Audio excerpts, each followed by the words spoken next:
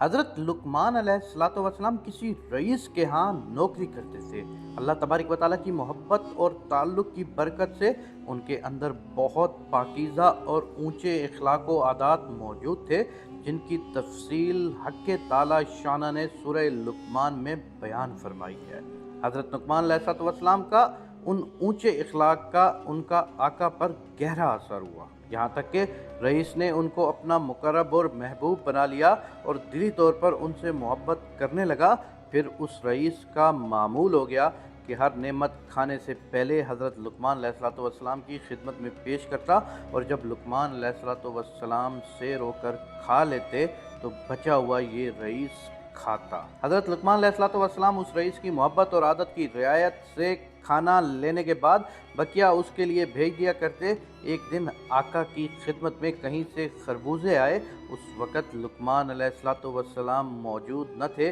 رئیس نے ایک غلام کو بھیجا کہ حضرت لقمان علیہ السلام کو بلا لاؤ۔ جب حضرت لقمان علیہ السلام تشریف لائے تو رئیس نے اپنے ہاتھ سے اس خربوزے کی کاشیں بنائیں اور ایک کاش محبت سے کھلاتا جاتا تھا اور دل میں مسرور ہو رہا تھا کہ میری اس محبت کا ان پر کیا اثر ہو رہا ہوگا۔ حضرت لقمان علیہ السلام خوشی خوشی ہر کاش کھا لیتے اور شکر بجا لاتے، یہاں تک کہ 70 کاشیں کھا لیں اور ایک کاش باقی رہ گئی تو اس رئیس نے کہا کہ اس کو میں کھاؤں گا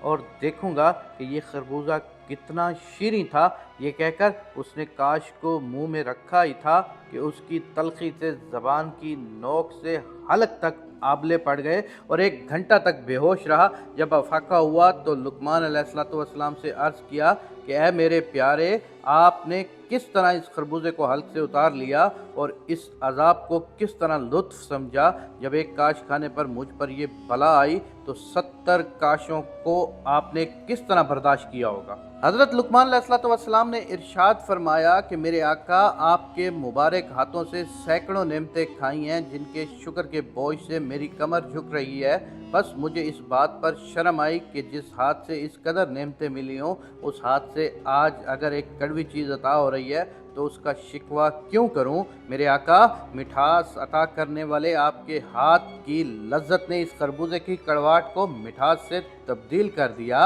اگر کسی وقت کسی شخص کو اللہ تبارک و تعالیٰ کی طرف سے کوئی آزمائش یا تکلیف پہنچ جائے تو اسے صبر کرنا چاہیے اور اللہ تعالیٰ کے اس فیصلے پر راضی رہنا چاہیے۔ مشکل اور مصیبت کے وقت کہ اگر اللہ کی طرف سے کوئی مصیبت یا پریشانی پہنچی بھی ہے تو کوئی بات نہیں، اللہ تبارک و تعالیٰ ہی کی طرف سے بے شمار نعمتیں بھی تو آپ کو مل رہی ہیں۔ اگر آپ نعمتوں کا شکر ادا کر رہے ہو اور نعمتیں کھانے کے بعد تمہیں محسوس ہو رہا ہے کہ اللہ تبارک و تعالیٰ واقعی ہی تم پر رحم کر رہا ہے اور نعمتوں کی برسات کر رہا ہے، تو پھر کبھی بھی اپنے اوپر آئے تھوڑی سی آزمائش والے ٹائم کو کسی گلے یا شکوے میں مت لے آنا، کیونکہ اس ذات باری تعالیٰ کا اگر تم اس مشکل وقت میں بھی شکر ادا ویسے ہی کرو گے کہ جیسے تم اس کے رحم و کرم کے وقت کر رہے تھے، تو وہ باری تعالیٰ بہت جلدی اپنے رحم و کرم کی برسات تم پر کر دے گا۔ وہ باری تعالیٰ تو دیکھتا ہے انسان کو